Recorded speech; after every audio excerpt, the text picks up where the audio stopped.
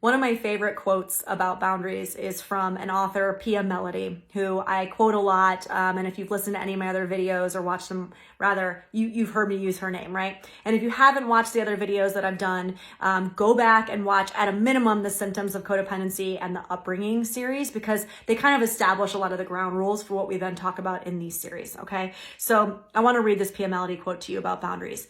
She says, people who have healthy internal boundaries know that they are responsible for what they think, feel, and do, and that no one else makes them think, feel, or do anything.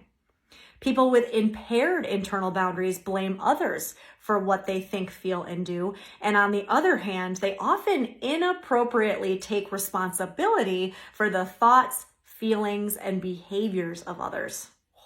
When I first read that, in her book, Breaking Free, by the way, I remember thinking to myself, holy shit, the amount of times that I take that inappropriate responsibility for the way that others are feeling or thinking or what they're doing, it was really like, it stopped me in my tracks. And it really made me think about my relationship to boundaries, right? So boundaries don't have to be always like physical boundaries. It can be emotional boundaries. It can be mental boundaries, right? And so in that specific example that she gives, those are emotional boundaries, right? Where do I end and where do you begin? What is my responsibility? What am I carrying for you, right? Is this my job? Is this my responsibility to make sure that you're always comfortable and that you never get upset and that this relationship is always smooth and I don't rock the boat, right? Like, how much responsibility are you taking that's not actually yours to take? That's actually indicative of poor internal boundaries.